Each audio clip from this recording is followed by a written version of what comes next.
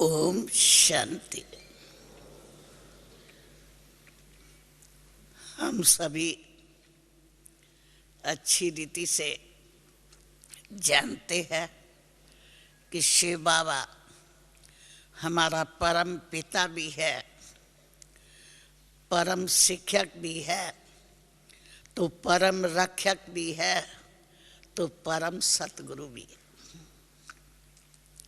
आज हमें ये टॉपिक दी कि आप यज्ञ के स्थापना के इतिहास का अनुभव सुनाना कि यज्ञ के स्थापना से अनेक विघ्न आते भी हमारे प्यारे बाबा ने कैसे अचल, अडोल, निर्भय, निर्वैर, निश्चिंत होके सर्व परिस्थितियों से कैसे पार किया।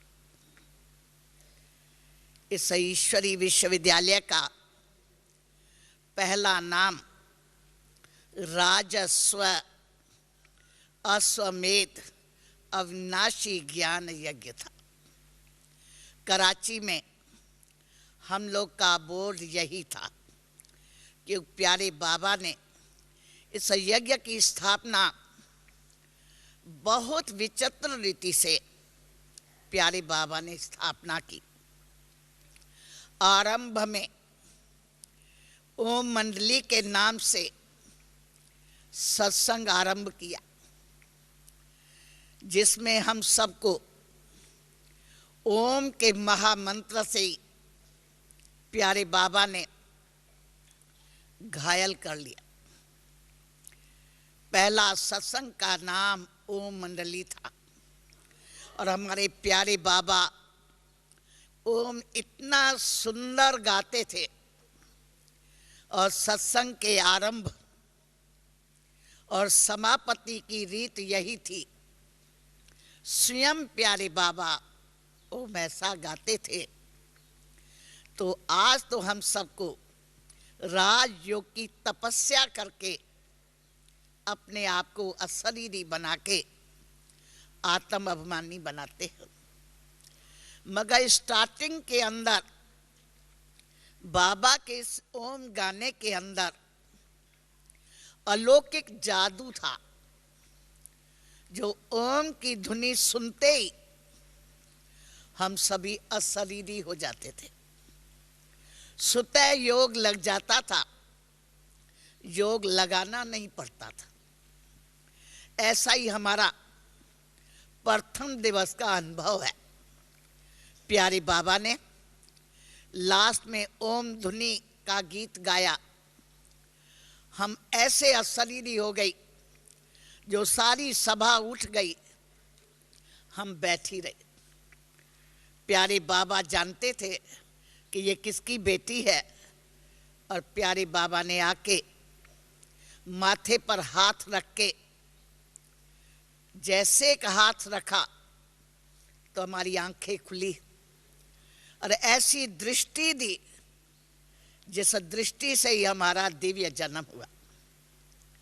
और दृष्टि देते ही बाबा के महावाक्य निकले, बेटी पहचानती हो?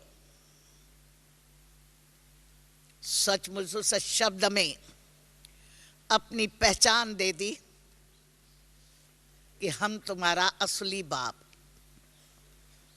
बस उस दृष्टि से ही अलौकिक जादू लग गया और हम बाबा के बन गए और मन के अंदर बस गया, तुम हमारे हम तुम्हारे हो गए। उसी दिन से आना हुआ। तो कहा पहला आरंभ हमारा ओम मंडली रूप में छोटा सा सत्संग के रूप में हुआ। जब मैं प्रथम दिवस गई, मुश्किल से 15-20 बहनें जो आज हमारी पूजनीय दादियाँ हैं वो ही उसमें उपस्थित थी। और प्यारे बाबा शुद्ध भोजन पर प्रवचन कर रहे थे और आत्मा के स्वरूप की पहचान दे रहे थे। तो पहला नाम ओम मंडली था और बाबा ने जो बोर्डिंग खोला, उसका नाम ओम निवास था। और हम बच्चों के एप्लीकेशन के ऊपर जो स्कूल खोला, उसका नाम ओम हाई स्कूल था, क्योंकि हम सब बच्चे एक ही स्कूल की 60 कन्याएं ज्ञान में आ गई स्कूल के छुट्टी में, और ज्ञान का ऐसा इंजेक्शन लग गया कि अब तो हम सबको ये ईश्वरी जीवन बनानी। और प्यारे बाबा रोज सुनाते थे कि ईश्वरी विद्या से क्या प्राप्ति होती है और इस स्थूल राज विद्या से क्या प्राप्ति होती है। कि बच्चे राज विद्या पढ़ने से अलग काल की प्राप्ति होती है, और ईश्वरी विद्या पढ़ने से त्रिलोकी की बादशाही मिलती। उस टाइम का ज्ञान ये था। तो अंदर हम सभी कन्याओं को लगन थी, अब तो हम यही पढ़ाई करेंगे। मगर यज्ञ के इतिहास में बाबा जितना लवफुल था उतना लाफुल था, कि जो भी इस यज्ञ में आए वो अपने पेरेंट्स के छुट्टी से आए। तो जिन कन्याओं के माता पिता नहीं ज्ञान में चलते, उनको कैसे चिट्ठी देंगे। इस कारण हम कन्याओं ने एप्लीकेशन डाली कि हमारे लिए बाबा स्कूल खोल देंगे तो हम स्कूल ट्रांसफ़र कर लेंगे, बाकी बोर्डिंग के अंदर तो वो ही रह सकते हैं जिनके माँ बाप उनको समर्पण की चिट्ठी दें। तो हम कन्याओं के एप्लीकेशन डालते ही बाबा ने 2 दिन के अंदर ओम हाई स्कूल खोल दिया, जिसमें हम सभी कन्याएं ईश्वरीय ज्ञान की पढ़ाई के साथ साथ स्थूल विद्या भी पढ़ती थी। क्योंकि हम छोटे छोटे आ गए, बाबा ने अपने स्कूल, अपने बोर्डिंग के अंदर मुख्य 4 सब्जेक्ट को हम सबको पढ़ाया।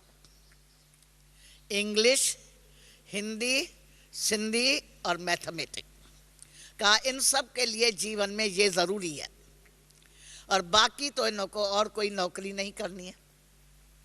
तो पहला बताया हमारे यज्ञ का नाम ओम मंडली, बोर्डिंग का नाम ओम निवास, और स्कूल जो खोला बाबा ने वो ओम हाई स्कूल। उसके बाद जब हम सबका ऑफिशियल 1937 में इस ईश्वरी विश्वविद्यालय का उद्घाटन हो गया।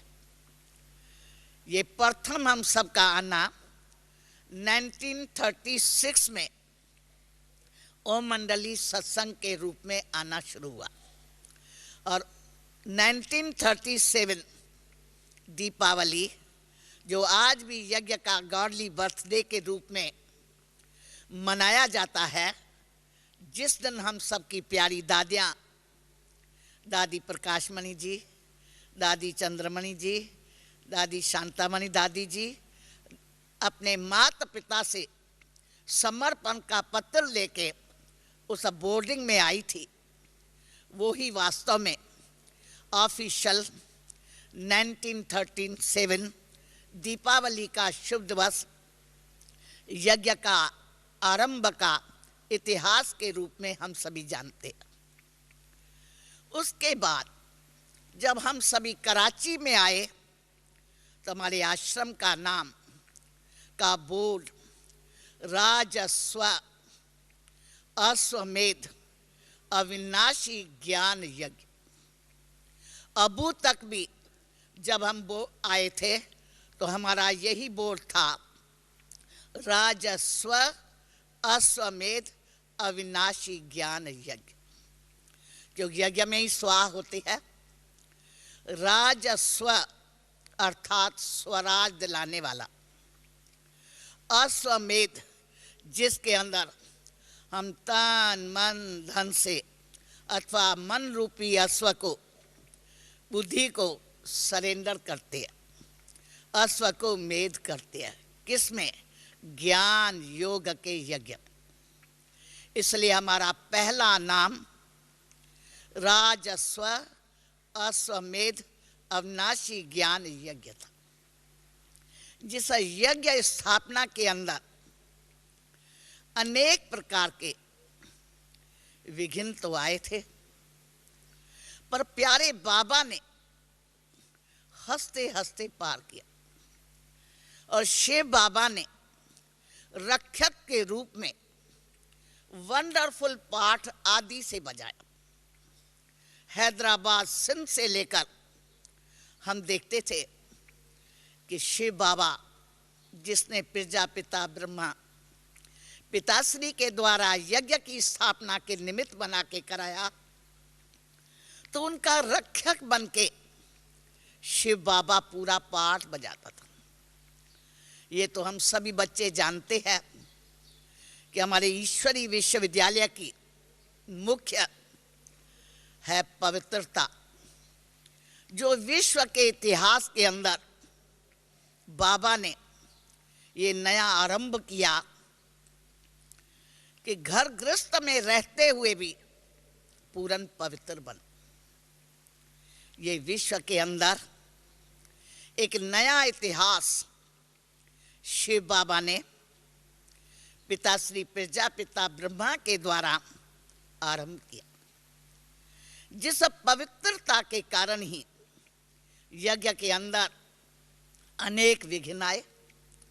वैसे तो हमारे प्यारे बाबा की आदि से लेकर सिंध के अंदर मान प्रतिष्ठा इतनी थी, जो सभी कहते थे लखीराज बाबू कलकत्ते का नवाब।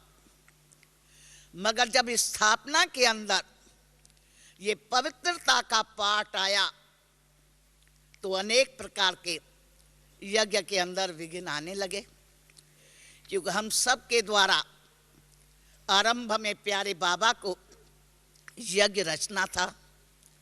तो ये तो अच्छी रीति से आप जानते ही है, इस यज्ञ के स्थापना के अंदर कन्याओं और माताओं का विशेष पाठ रहा।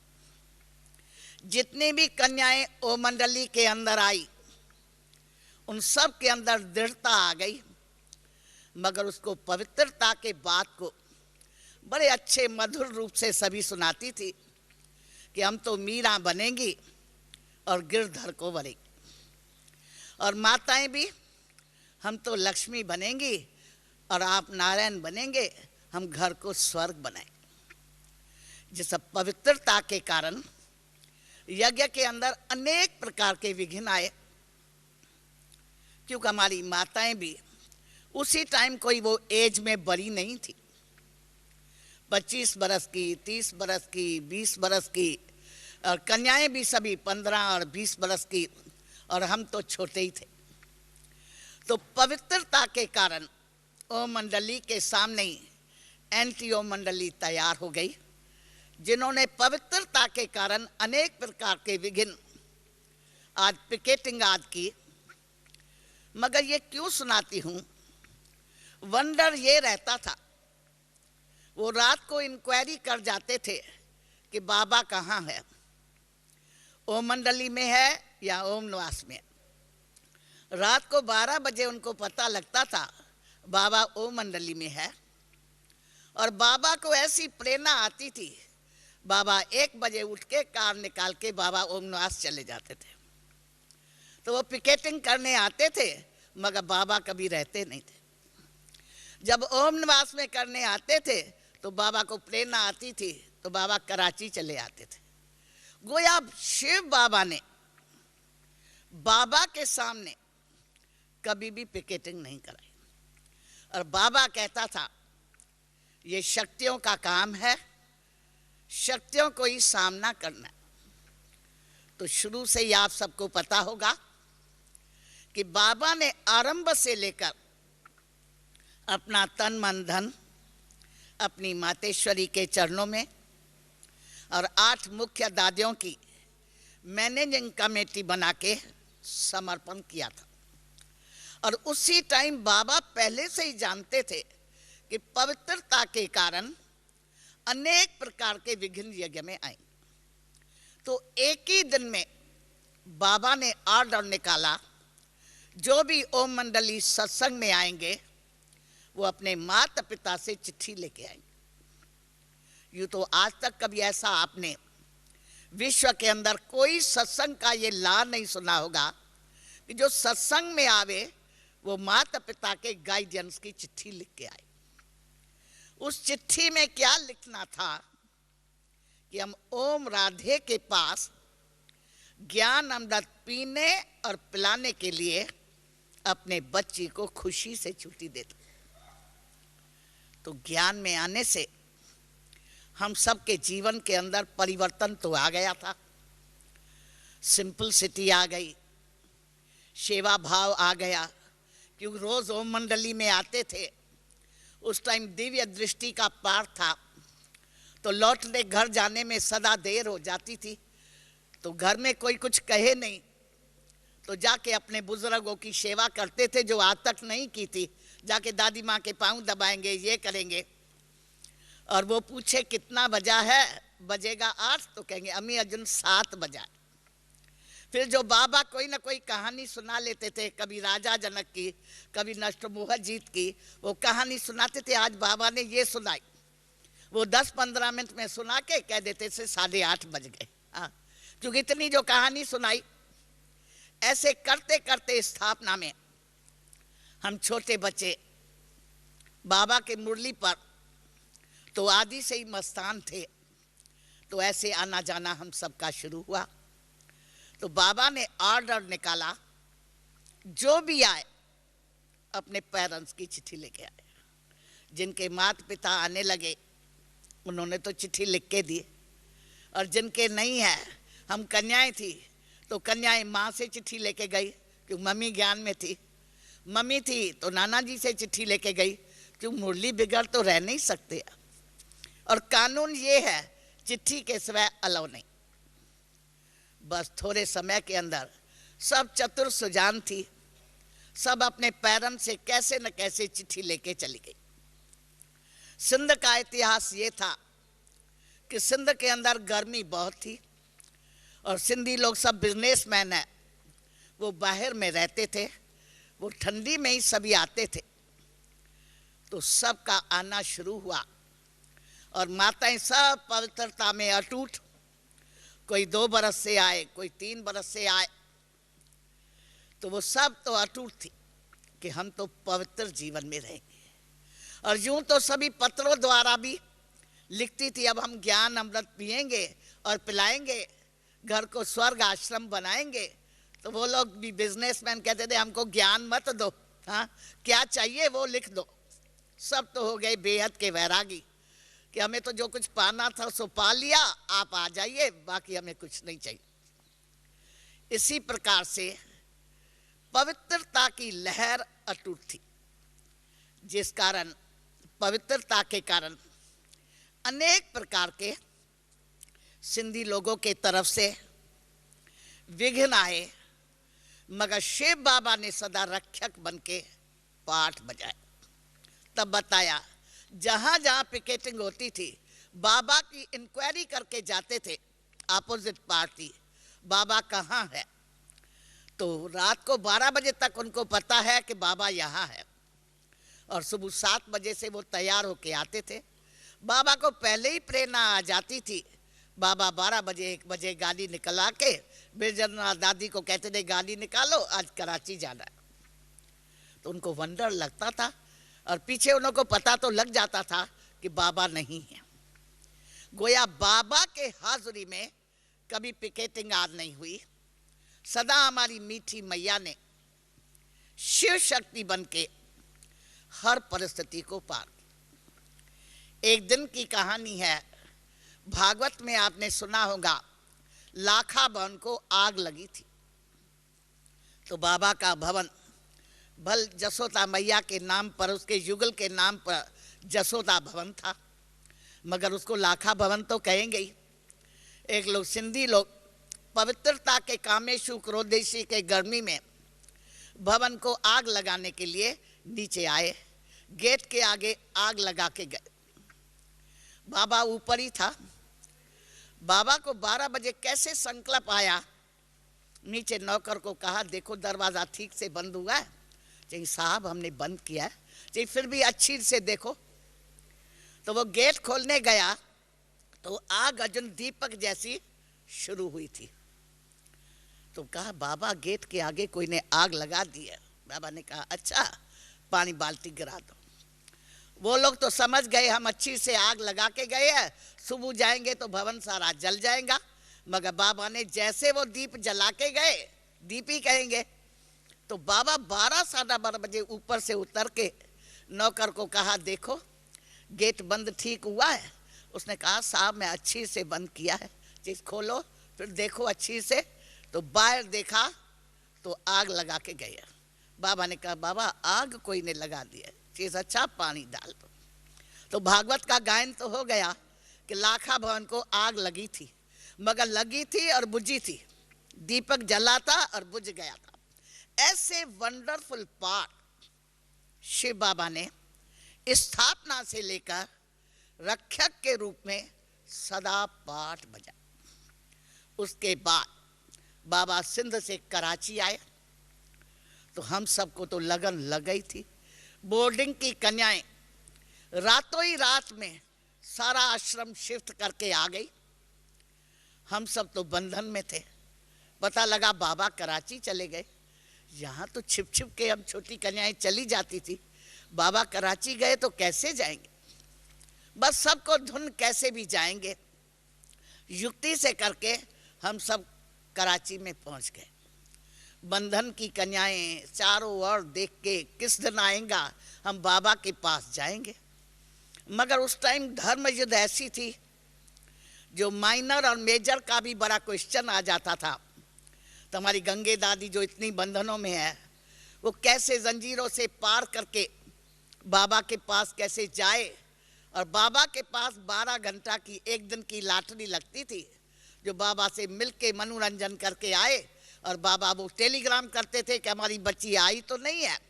बाबा कहता था आपकी बेटी आराम से आ गई है, कल भेज देंगे। जाना पड़ता था। तो उस टाइम ड्रामा अनुसार हम छोटी कन्याएं तो माइनर थी, तो माइनर ब्रिटिश गवर्नमेंट के राज में माता पिता के छुट्टी से तो नहीं आ सकती।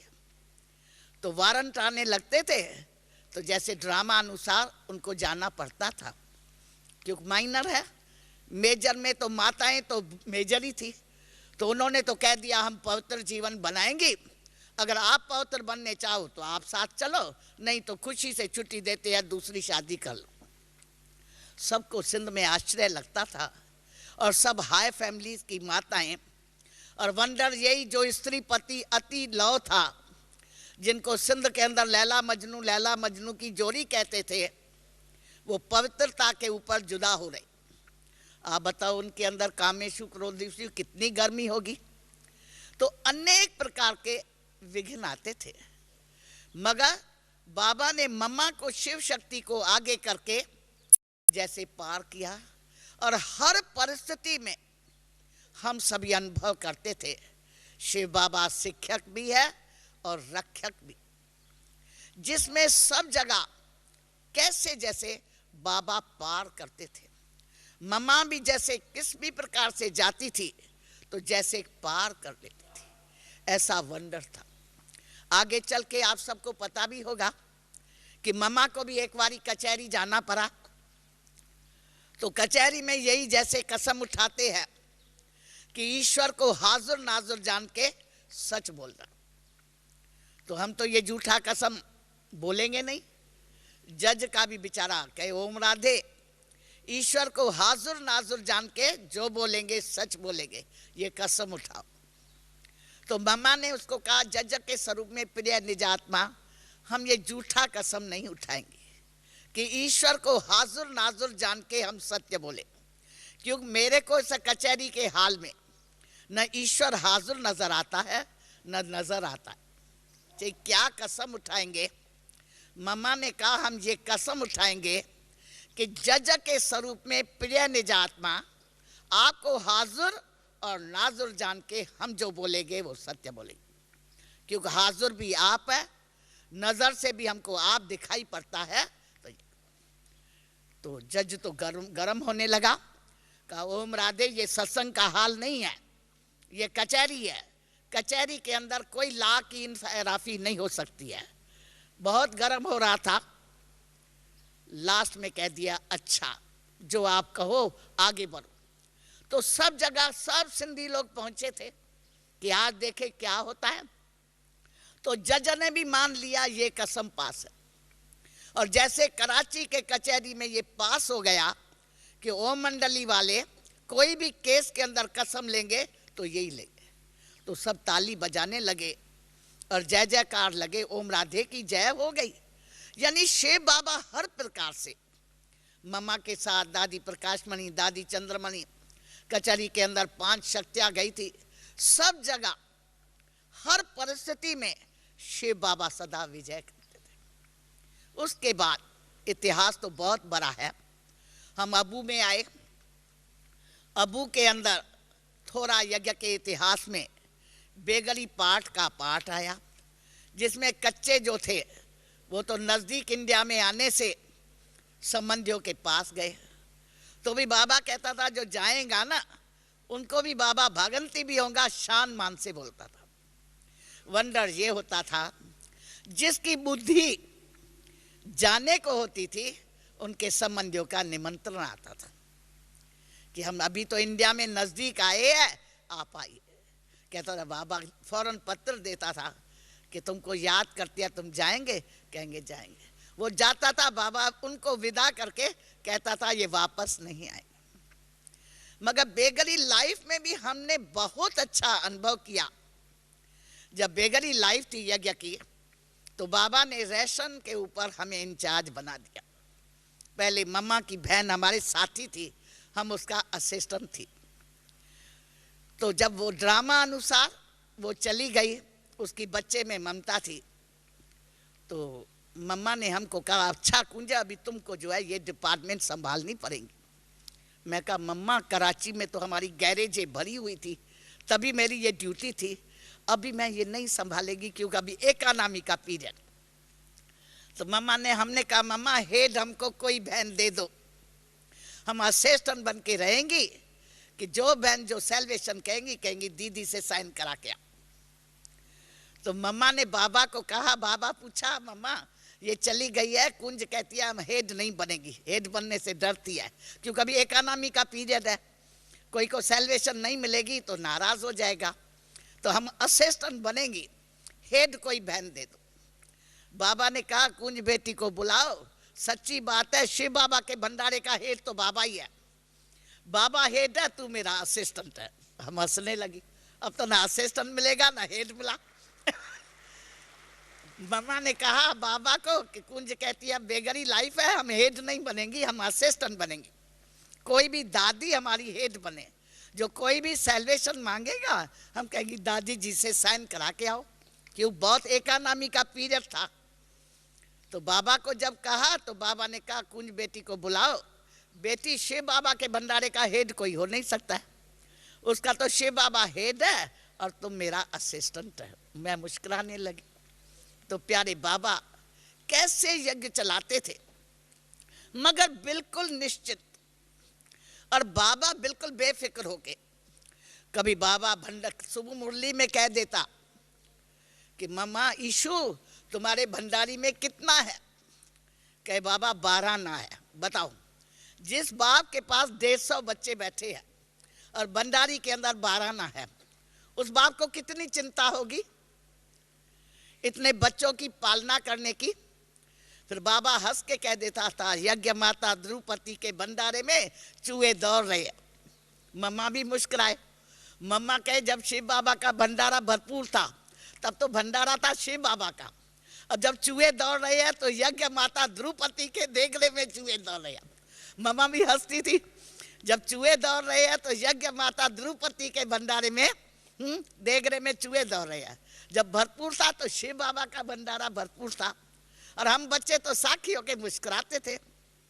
मगर आपको वंडर सुनाए, जो बाबा के निश्चय बुद्धि बच्चे थे उन्होंने इस कोई परिस्थिति को परिस्थिति नहीं समझा। हम सभी बच्चे ऐसे समझते थे कि बाबा ने कह दिया है अंत में अकाल पड़ेगा, ये पेपर आएगा, उसकी हमारी अभी से प्रैक्टिस हो रही। दूसरा क्या होता था, एकानामी से रहते थे, रात को नहीं खाते थे, तो 1 बजे से बहुत योग अच्छा लगता था। तो हम कहते थे बाबा रोज कहता है अमृत वेले बैठे उठ के योग करो, तो वैसे नींद ही नहीं खुलती है, अभी हमारा बहुत योग अच्छा लगता है। 2 बजे से बाबा एकदम। तो जो भी बाबा के निश्चय बुद्धि बच्चे थे, उन्होंने हर परिस्थिति को पॉजिटिव के रूप में लिया, और जो कच्चे थे वो कहते थे अभी तो ऐसे है, पीछे क्या होगा, तो वो तो भागंती हो गए। और निश्चय बुद्धि बच्चे पॉजिटिव होके चले। हम राशन के ऊपर रहती थी, उसी टाइम में राशन होता था, तो अगर 30 तारीख तक राशन नहीं आया तो उसके बाद राशन मिलेगा नहीं। तो हम उस भंडारे के चार्ज में होके बाबा कहते रहा 25 तारीख से बेटी तुम सारी तैयारी करके रखना, फुल मास का राशन आएगा। हम कहे बाबा को, बाबा 25 तारीख है, अर्जुन राशन नहीं आया। बाबा कहेंगे बच्ची अर्जुन तो 4 दिन है ना। कहे बाबा 26 तारीख है। अच्छा अर्जुन तो 3 दिन है ना। बाबा 29 तारीख है, अर्जुन बच्ची 24 घंटा पड़े है ना। वंडर आपको सुनाए, 30 तारीख को 12 बजे कोई ना कोई ऐसा ड्राफ्ट आना है जो मास का राशन आना। हम क्या जाए, बाबा 12 बजे बुलाएगा बेटी आज राशन आना। मगर बाबा बिल्कुल निश्चित, बच्ची शिव बाबा का यज्ञ है, शिव बाबा के बच्चे हैं, शिव बाबा को खिलाना है, हमको क्या चिंता करनी। बिल्कुल बेफिक्र बादशाह, बिल्कुल बेफिक्र, निश्चिंत कि बाबा ने यज्ञ रचा है, उसको बाबा को ही चलाना है, बाबा के बच्चे हैं, बाबा को खिलाना। हर प्रकार से बाबा ने इस यज्ञ के स्थापना में सदा रक्षक का पद, और अच्छे ते अच्छा। यज्ञ की बेगरी लाइफ है, और हम क्या खा रहे हैं, खीर पूरी खा रहे, ये खा रहे हैं, ये खा रहे हैं, सब बाबा खिला भी रहा है, पिला भी रहा है, सब कुछ। मगर ऐसा तो हमने हर प्रकार से देखा कैसे बाबा यज्ञ की स्थापना में रक्षक का पाठ बजा, और कैसी परिस्थिति में बाबा बिल्कुल बेफिक्र बादशाह एकदम इसी से उड़ा। ऐसे ही बाबा ने हमको अमृतसर में इस्टेब्लिश में भेजा, जहाँ कन्याओं का और माताओं का पवित्रता का बहुत बड़ा झगड़ा, और कल खूब बड़ी पिकेटिंग होनी। सभी सोचते थे पंजाब तो पंजाब है। हमको दिल्ली से दीदी ने भेजा, हमने दीदी को कहा दीदी कल पिकेटिंग है। दीदी पहुंच गई, ब्रजमोहन के पिताजी आनंद जी पहुंच गए, ये आ गए, कल पिकेटिंग है, पता नहीं क्या पंजाब में हो जाएगा। क्यों, माताएं एकदम अटूट पवित्रता में, कन्याएं अटूट पवित्रता में। कांग्रेस का लीडर था, उसकी बहू ज्ञान में आ गई, उसने पति को कह दिया आज से तुम हमारा भाई है, हमको छू नहीं सकते हो। वो और गर्म हो गया, पूरा पिकेटिंग करने की तैयारी की। बाबा ने संदेश भेजा कि बेटी कुंज को स्थापना में निमित्त बनाया है, और तुम सभी टीचर्स जो है रात को अखंड योग करना, तो विघ्न टल जाएंगे। और उसको कहना रात को अखंड 10 बजे से लेकर 5 बजे तक पावरफुल योग जो है गद्दी पर कराए। संतरी दादी ये संदेश ले आई, क्योंकि उसको संदेशी को बुलाया था। दीदी लेके आई कि पंजाब की स्थापना है, पहला सेंटर, और सब शक्तियाँ शेरनियाँ है, तो क्या होगा। तो ये संदेश आया, हम योग में बैठे, 10 से लेकर 5 बजे तक योग कराए, जरा आंख न छिपे, जैसे योग लगाए बाबा और पावर दे रहा है। 5 साढ़े 5 हो गए, 7 बजा तो जिसको पिकेटिंग करने आना था उसको नींद आ गई। अब वो 7 बजे हम लोगों ने मुरली सुना के पूरा कर दिया। उसके बाद आया, कहने लगा, लोग कहते थे कि कुंज हमको जादू करती है। हाँ ये करती है, सच में आज मेरे को भी जादू कर दिया। हमारा तो प्रोग्राम था 5 बजे से ऐसा जाएगा, आश्रम में एक भी ना आए, और यहाँ तो सारी सभा, और हम लोग को भी तो बंधनों का अनुभव था। माताओं को कह दिया, कराची में पिकेटिंग हुई थी तो बाबा कहता था कमाल तो अच्छी है, तुम लोग के माँ बाप जो है सोए पड़े हो और तुम लोग पहुंच जाओ। तो कराची में ऐसे ही हुआ था, पिताजी पिकेटिंग में सोए हुए थे और हम पहुंच गई। तो कहा तुम क्यों यहाँ आई हो? मैं कहा बाबा हमारा है, हम आएंगी, आपका तो बाबा है नहीं, आप आए हम क्यों नहीं आए? कि तुम भागो। मैं कहा हम चलो, आप भी चलो ना। तो हम लोग तो पहुंच जाते थे। तो उन्हें माताओं को कहा कमाल तो ये है कि वो पिकेटिंग करने आवे और आप सब क्लास में आ जाओ। वो तो जो 5 बजे आती थी वो 4 बजे से पता था अखंड योग है। तो 3 बजे से लेकर माताएं सब शिव शक्तियाँ पहुंच गई। वो आया पिकेटिंग करने, देखा यहाँ तो पूरा सत्संग बना हुआ है। तो 7 बजे पहुंच के कहा कुंज बेटी अब कोई को आने नहीं देगा। हमने कहा बाबूजी अब आने का काम नहीं, अब सबके जाने का काम हुआ। अब आपकी बहू बेटियां हैं, उनकी संभाल आपके हाथ में है। देखे सारी गली के अंदर गुंडे ही भरे हुए हैं, चाहिए वो तो मेरा काम है, उसकी संभाल करूंगा, आने कोई को देगा नहीं। मैं कहा आने का काम नहीं है, अब जाने का काम है। इसी रीति से तो ये वंडर देखते थे।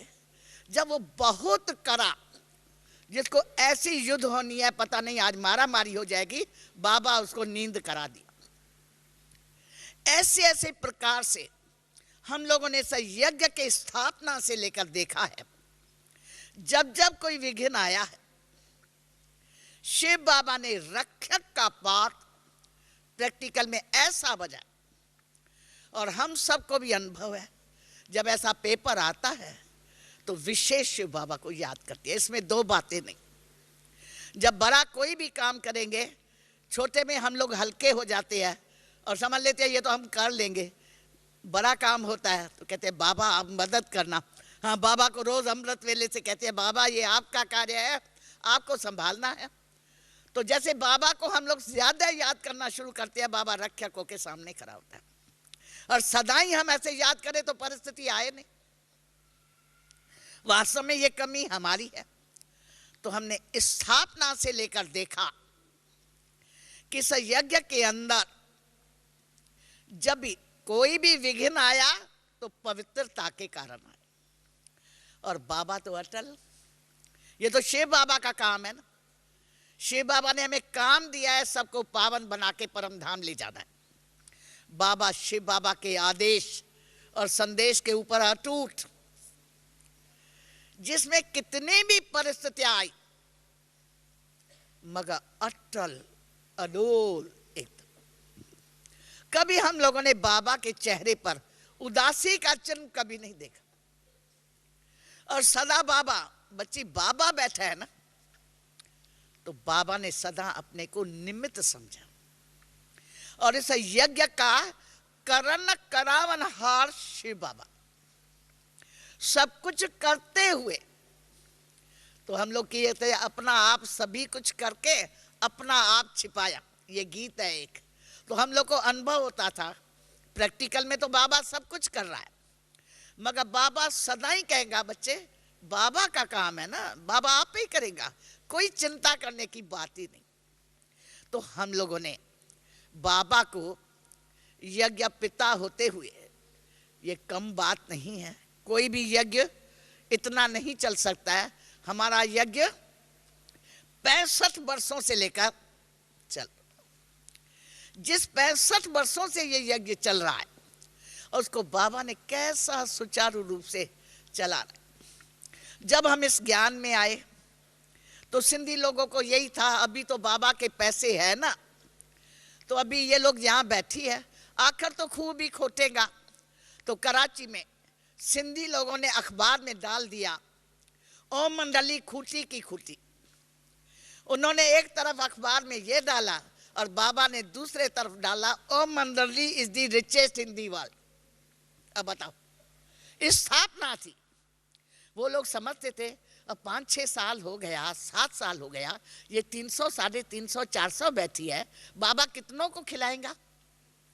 और वो पीरियड तो ऐसा था जो कभी भी बाहर का कोई का पैसा लेते नहीं थे। हम लोग के जो अपोजिट पार्टी में हम लोग के ही संबंधी होते थे तो बाबा देखता था ये तो ज्ञान से तो अपोजिट है, ये बेटी के ममता में भेज रहा है, तो उसको बाबा रिफ्यूज कर लेते थे। बल आपको पूछो उनकी ममता रहती थी, ऐसा फल भी आ जाता था तो बाबा हम बच्चों को नहीं खिलाता था। वो डॉक्टरों और वकीलों को भेज देते थे बाबा। ये उसी रीति से हमारा यज्ञ का पीपी आता था तो बाबा देखता था। ओ मंडली में बाबा कहता था बताओ क्या बनेंगे, जीओडी या डीओजी। तो जो पीपी आता था तो वो कहता था क्यों, वो जानता था बाबा पवित्र को कहता है जीओडी और अपवित्र को कहता है डीओजी। तो वो कहता था बाबा देखो युधिष्ठिर के साथ एक कुत्ता था तो मैं भी, वो ऑनेस्ट रहता था, तो मैं भी आपका वो हूँ, यानी हमारा पब्लिक प्रोसिक्यूटर यज्ञ का वो बड़ा वकील था। कोई भी केस हाराता नहीं हूँ, जीता था। युधिष्ठिर उसको टुकर खिलाता था, वो ऑनेस्ट होके चलता था। बाकी मैं अर्जुन पवित्र नहीं बना हूँ जो मैं कहूँ मैं जीओडी हूँ। मैं वो युधिष्ठिर का कुत्ता हूँ जो कहते हैं हिमालय के चोटी पर चला था, मगर इतना ऑनेस्टी से वो चलता था। उसको भी बाबा ने मदद कर दी, जो केस में जाता था जीत के आ जाता था। कहता देखो बाबा मैं सब केस जीता के आता हूँ इन बहनों का, उसी रीति से, बाकी मैं पवित्र नहीं हूँ। तो आके कोने में क्लास में लास्ट में आ जाता था तो बाबा कहता था हाँ युधिष्ठिर के साथ एक कुत्ता भी था जो हिमालय पर चलता था। तो उसी रीति से, तो कहने का भाव ये है बाबा ने इस यज्ञ को रचा, शिव बाबा ने इनके द्वारा रचाया। बाबा ने एक धक से शिव बाबा से सौदा किया, जिसको बाबा कहता है झाटकू।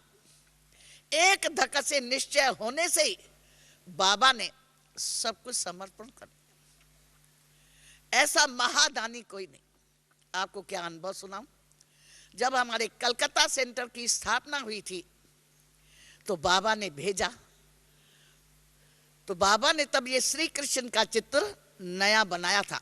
तो बाबा बॉम्बे था, सीधा कलकत्ते में हम लोग को पार्सल कर दिया कि बच्ची बड़ों बड़ों को ये कृष्ण का चित्र गिफ्ट देना। तो कलकत्ता में एक सेठ था सोनलाल दुगर, तो हम उनको गिफ्ट देने गई। तो उसको जब गिफ्ट दी तो चाहिए आप कैसे आया, दुनिया में समझते हैं सफेद वेश सदा डोनेशन लेने के लिए आते हैं। तो और वो सदा रोज सुबह गद्दी पर बैठता था, जो कोई दान करने लेने जाता था जितना। कहा बहन जी बोलो आप क्या लेने के लिए आए हैं। तो हमने कहा बाबूजी हम कुछ लेने नहीं आए हैं, कुछ देने आए हैं। उसके तो 12 बज गए, मैं करोड़पति, मेरे को ये क्या देंगी, क्या देने आए हैं। तो मैं श्री कृष्ण का चित्र उठा के उसको दिया। उसने कहा ऐसे चित्र तो हमारे पास बहुत हो गए।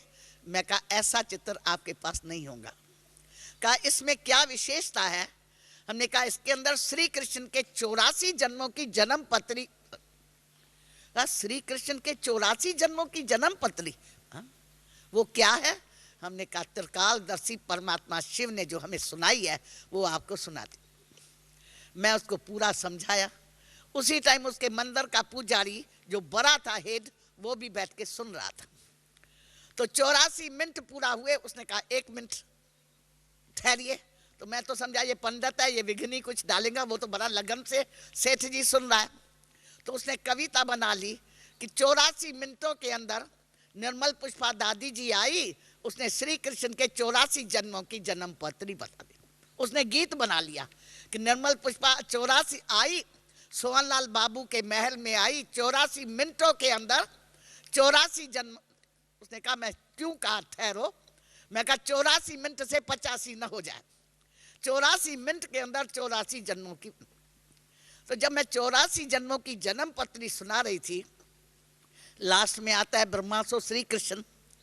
तो हमने कहा तो शिव श्री कृष्ण ने पूर्व जन्म में ब्रह्मा नाम से महादानी महाज्ञानी बने, तब सतयुग में महाराज कुमार बने। तो उसने पूछा कि आपके बाबा पद्मपति थे, और साथ साथ हमने कह दिया कलकत्ता में मैं आके देखा, कलकत्ता में मारवाड़ियों जैसा दानी कोई नहीं, मगर फिर भी ये कहने बगैर मैं रह नहीं सकती कि पिताश्री जैसा महादानी कोई। तो उसने मेरे से सवाल पूछा, आपने कहा कलकत्ता में आके देखा, वो भी मारवाड़ी था, मारवाड़ियों जैसा दानी कोई नहीं, मगर फिर भी कहने बगैर रह नहीं सकती कि पिताश्री जैसा महादानी कोई नहीं। आपके पिताश्री पद्मपति थे। मैं कहा पद्मपति नहीं थे, हाँ करोड़पति नहीं थे, लखपति तो जरूर थे, परंतु सोहनलाल बाबू जी लखपति करोड़पति की बात नहीं है। महादानी का क्या अर्थ है, चाहिए बताइए। बड़े भावना से इतना बड़ा बुजुर्ग बैठा। मैं कहा दुनिया में जो भी दान करते हैं वो अपने लिए, अपने बच्चों के लिए रख के बाकी दान करते हैं। महादानी किसको कहा जाता है? महादानी उसको कहा जाता है जो है प्रभु तेरा। तो पिताश्री को हम महादानी क्यों कह रही है? कलकत्ता में जितने भी मारवाड़ी दानी हैं वो अपने लिए रखते हैं, अपने बच्चों के लिए रखते हैं, बाकी दान करते। वो सब जितने भी है, चाहे पदम दान करे चाहे करोड़ दान करे, वो सब है दानी। और पिताश्री को हम महादानी क्यों कहती है?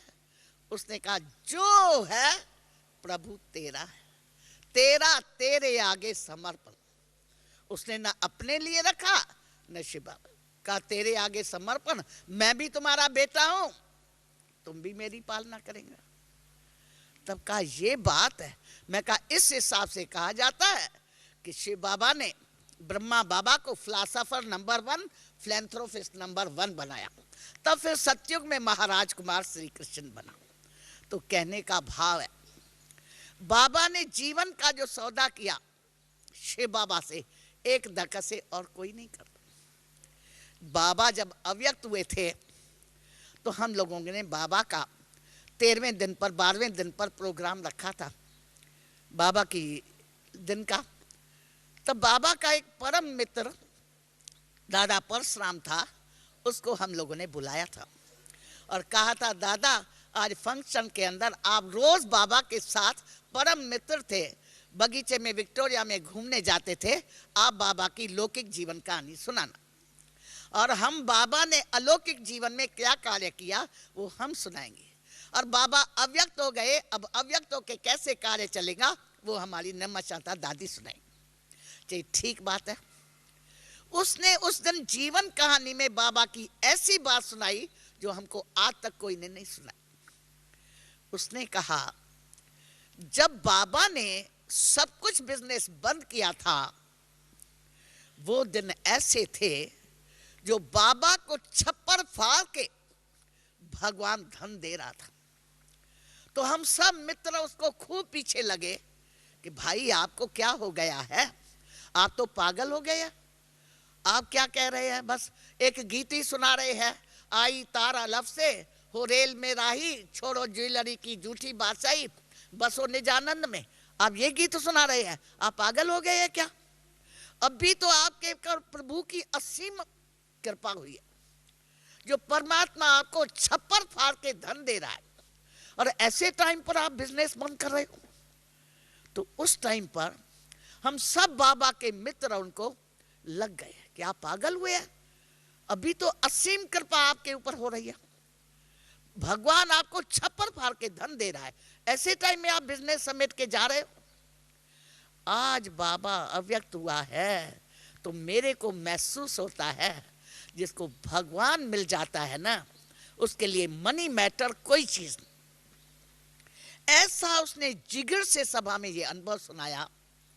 जो दीदी नमः शांतार हम बाजू में बैठी थी, हम लोगों ने भी उसकी ये बात सभा में, जिसका बहुत सभी के ऊपर असर हुआ कि दुनिया में आज तक जो भी सन्यासी बने, कोई को कोई ठोकर लगी, कोई वैराल आया तो भाई सन्यास करके भाग गया, देवाला मारा भाग के चला गया, ये किया।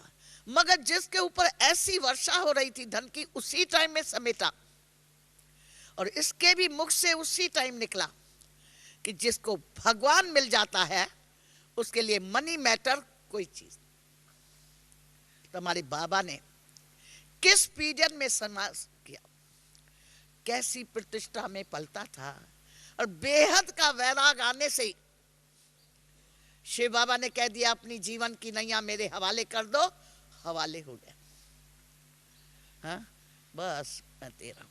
इसको कहा जाता है सरेंडर बुद्धि। तन से सरेंडर होना बहुत सहज है, बुद्धि से सरेंडर होना सच्चा सरेंडर उसको कहा जाता है। तो बाबा ने शिव बाबा के ऊपर जो कहा जाता है बलिहार जाना, बलि चढ़ जाना, सब कुछ करते हुए कितना निर्माण, कहा जाता है जितना निर्माण उतना महान। हम सब ने प्यारे बाबा को हर कर्म अपने साथ यज्ञ में करते देखा। कहा बाबा क्या बिजनेसमैन था। हम बच्चों के साथ सब काम जब जब जो परिस्थिति आके करते थे, हम बच्चे बाबा से छुड़ाएं, बाबा कभी छोड़े नहीं। आपको क्या पता हो, कराची के अंदर हमारे पास 14 नौकर रहते थे। जब पाकिस्तान हुआ, एक दिन 14 नौकरों के छुट्टी लेके जा रहे थे, तो बाबा ने सोचा और काम बहुत सहज हो जाएगा, ये जो बर्तन मांजने का काम है ना, तो मम्मा को रोज मेहनत करनी पड़ेगी। बाबा ने नौकरों को 12 बजे छुट्टी दी। बाबा भोजन पाके धोती ऐसे ऐसे करके बाबा देख रहे बर्तन मांजने के लिए गया। बाबा आप क्या कर रहे हैं?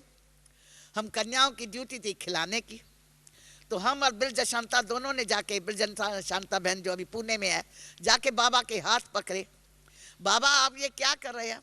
कि बच्चे तभी अब नौकर तो चले गए, बर्तन कौन मांजेगा? मैं कहा हम बच्चे बाबा आपके बैठे हुए हैं, चाहिए आप बच्चे एक दिन करेंगे, फिर मम्मा को दूसरे दिन सोचना पड़ेगा। उन्होंने कहा बाबा हम लोग ऐसे बच्चे नहीं हैं, हम लोग का ग्रुप है, हम आप ही आपस में प्रोग्राम बनाएंगे। हम लोग का तो संसारी बाबा। तो हमने कहा बाबा हम लोग की ऑल राउंड पार्टी है ना, हम लोग। बाबा ने कहा बाबा निश्चिंत कैसे होगा? हम लोगों ने कहा बाबा हम लोग 4-4 का टर्न बना देंगे, और जो रोज बर्तन मांजेगा रोज बाबा के पास गुड नाइट करने आएगा। हमारा तो संसारी बाबा है, दूसरा कुछ नहीं। कहीं हाँ ऐसे हो जाएगा, ऐसे प्रोग्राम बनाए तो सबके बर्तन हम मांजेंगे, हम मांजेंगे, हम मांजेंगे, क्योंकि हमारा तो संसारी बाबा है, दूसरा कुछ नहीं। तो देखते थे बाबा इतना ऊंचा और कितना निरंकारी, कितना निरंकारी। हर काम में हम बच्चों के साथ बाबा करते थे। अबू में आए ब्रज कोठी के अंदर, तो कोई भी मकान के अंदर इतनी बाथरूम लैट्रिन नहीं होती है, और एकानामी का पीरियड था। बाबा निकर कमीज पहन के हम बच्चों के साथ खड़ा होके कहे बच्चे ऐसे 2 ईंट करो, सीमेंट रखो तो मकान बन जाता है। हम सब बाबा के साथ ही होके रहे, मगर बाबा बिल्कुल निश्चिंत, अचल अडोल, हर परिस्थिति में, चाहे सिंधियों के तरफ से पेपर आए, चाहे बेगरी लाइफ के पेपर आए, चाहे हम सर्विस पर गए, माताओं के पवित्रता के कारण पेपर आए, कितने भी आए, मगर बाबा शक्तियों को योग का दान देके सभी माताएं कैसे विजयी बन जाती थी। कैसे कन्याएं, जिनको एकदम 1-2 कन्या थी, जिनके माँ बाप एकदम जलाने के लिए ऐसे तैयार करे, माँ हाथ पकड़ ले, बेटी है, और रिख्या कर लेता। क्यों? कहा जाता है सत्य की नाव डोलेंगी, डूबेंगी नहीं। तो यज्ञ के इतिहास में ये पवित्रता का नया इतिहास बाबा ने आरंभ किया, और उस इतिहास के अंदर शिव बाबा की इतनी गुप्त मदद रही, जिसमें सहज ही जो है सो पार होते गए। आपको क्या बताएं, शुरू जब हम लोग सर्विस पर गए थे, तो हमको पढ़ाने वाला परमात्मा है, इसी बात से हम सिद्ध करके दिल्ली में कहती थी कि हिंदू नारी कभी भी पति का त्याग नहीं कर सकती। जब तक उसको पतियों का पति परमात्मा न मिले, तब तक कभी त्याग नहीं कर सकती है। इससे ही आप समझ लीजिए कि इन माताओं ने जो पवित्रता के लिए इतना त्याग किया है, इनको पहले परमात्मा मिला है तब त्याग किया। क्यों? हिंदू नारी कोई पति का त्याग जल्दी नहीं कर सकती है, जब उसको पतियों का पति परमेश्वर मिलता है तभी ही त्याग कर सकती है। तो आरंभ से लेकर हमारे यज्ञ का ये इतिहास है। सच पूछो, स्थापना में जो हम बहने सदा कोर्स कराते थे, उसमें ज्यादा ये आता था कि हमको पढ़ाने वाला कोई मनुष्य नहीं, हमको पढ़ाने वाला स्वयं परमात्मा है। अबू में कोर्स कराते थे, जो भी आता था उनको 8 दिन हम लोग यही कोर्स के साथ पढ़ाते रहते थे। हमको ये पढ़ाने वाला कौन है? हमको पढ़ाने वाला स्वयं परमात्मा पिता है, जो इस तन के द्वारा पढ़ाते हैं। अभी राजयोग का ज्यादा हमारा पीरियड चल रहा है और बाबा साकार में नहीं है, तो हमारी कई बहनें इस बात पर ध्यान कम देती है। योग करा दिया, वो करा दिया, मगर इस बात को हमको हल्का नहीं करना है। सदा हम लोग को सबको ये परिचय देना है, इस यज्ञ का रक्षक शिक्षक वो ही है। हमको पढ़ाने वाला कोई मनुष्य नहीं, स्वयं परमपिता परमात्मा है। कोई भी कॉलेज के अंदर एक प्रोफेसर पढ़ाए, उसकी नॉलेज तो लिमिटेड होती है। एक प्रोफेसर से 10 साल पढ़े तो स्टूडेंट थक जाएगा, चाहे कैसा भी हो। हम लोग 65 वर्षों से पढ़ रहे हैं, 68 वर्षों से पढ़ रहे हैं, रोज मुरली सुनते हैं। हम सब ने वो मुरली कितना बार सुनी होंगी, वंडर है, रोज नहीं लगती है। क्योंकि ये किसकी वाणी है? ये भगवान के महावाक्य।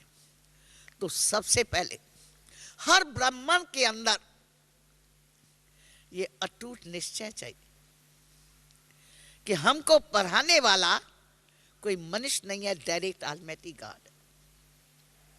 हर बात में अगर ये निश्चय होगा तो हमको कैसी भी परिस्थिति आएगी तो बाबा हमारा रक्षक बनके हमारी लाइन क्लियर कर लेगा। चाहे परिवार के अंदर है तो भी ऐसे। तो ऐसे सैंपल बहुत मिलते हैं जो सदा बाबा कैसे रक्षा करता है। गुजरात के अंदर भूकंप आया था, सुना था एक बांदेली माता थी जिसके अंदर मूल्य पियर घर से लाके आती थी, ज्ञान अमृत ये थी। उस दिन सभी उसको कहने लगे परिवार वाले, तुम तो शिव बाबा को याद करती हो ना, अच्छा तेरे साथ हम योग में बैठते हो। वो ही कमरा बच गया। वीडियो आया, चाहिए भाई सभी सारा गांव खत्म हो गया, तुम बच गए। कहे हम शिव बाबा के बच्चे हैं ना, हम शिव बाबा के। तुम शिव बाबा के बच्चे कोई आकाश से आया? वीडियो ही बेचारा सोच में पड़ गया, तुम शिव बाबा के बच्चे आकाश से आए? हाँ, सारा गांव खत्म हो गया, तुम बच गए। वो हम बच्चे जानते हैं कि शिव बाबा को जो सच्ची दिल से याद करेगा उसका बाबा सदा रक्षक बनेगा। और आज वर्तमान पीरियड कैसा है, इसलिए सदा हम सभी शिव बाबा को साथी करके चले।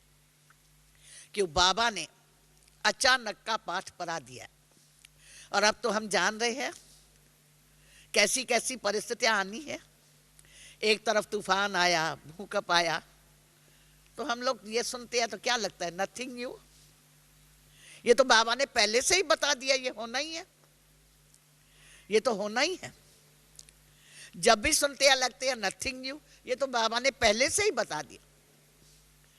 तो हम सबको अभी बाबा ने मूल्यों के द्वारा बता दिया है कि अंत में 5 तत्व भी फुल फोर्स से मुकाबला करेंगे।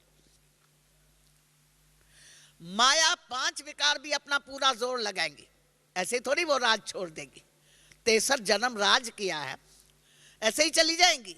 वो भी लास्ट में अपना पूरा माया अपना दाव लगाएंगे, प्रकृति भी अपना दाव लगाएंगे, शरीर के हिसाब किताब भी अपने रीति से जाएंगे, आएंगे हिसाब किताब लेने के लिए।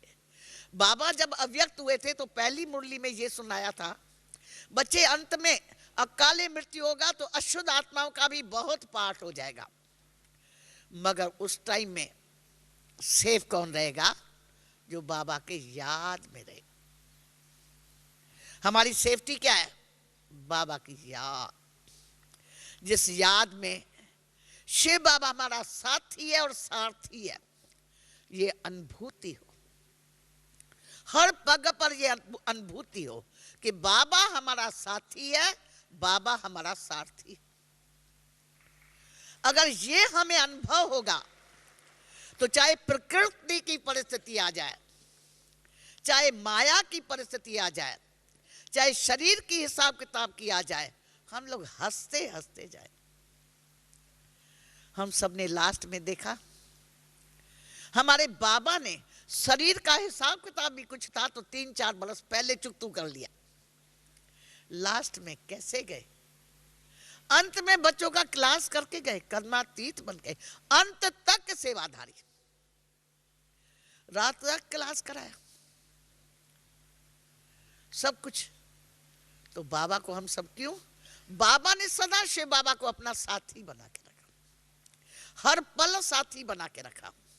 तो हम सबको शिव बाबा हमारा बाप भी है, टीचर भी है, सतगुरु भी है, साथी भी है, सारथी भी है, हमारे जीवन के नैया को पार करने वाला खेवैया भी।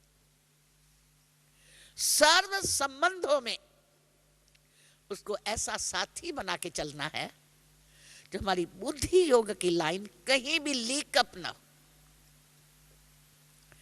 कहीं भी लीक अप होगी तो हमको कोई ना कोई हम लोग को हो जाएंगे।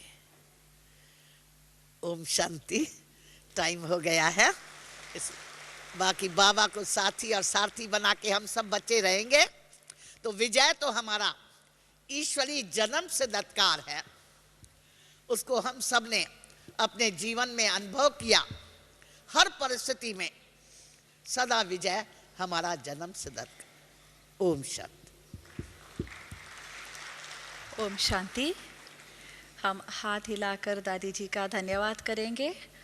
आपने आपके अनुभव युक्त बोलों से बाबा की अचल अडोल स्थिति का बहुत सुंदर राज हमारे सामने स्पष्ट किया। दिल से आपका बहुत बहुत बहुत शुक्रिया दादी जी। इसके पश्चात योग चलेगा और हमारे बीच करुणा भाई जी उपस्थित है। इसके बाद दूसरा क्लास होगा। अभी हम पहले प्यारे बाबा की याद में बैठेंगे।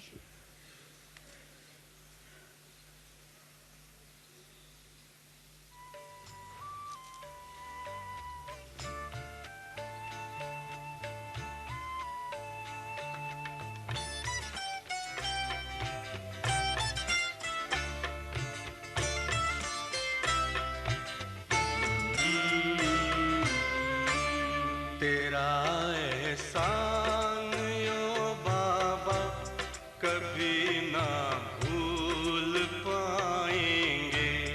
तेरा एहसान ओ बाबा कभी ना भूल पाएंगे। दिया है दान जीवन का भला क्यों भूल पाएंगे। दिया है दान जीवन का भला क्यों भूल पाएंगे। तेरा एहसान ओ बाबा कभी ना भूल पाएंगे।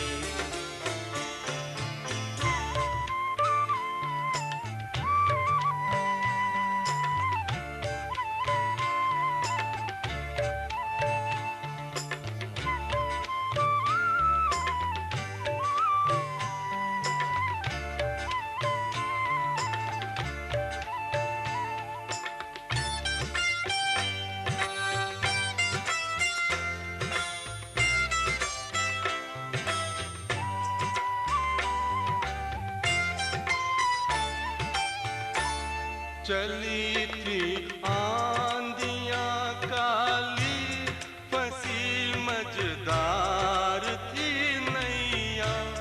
तुम्हें जी भर पुकारा था बचा ले आके खेवैया। बचा ले आके खेवैया। उसी दम तेरा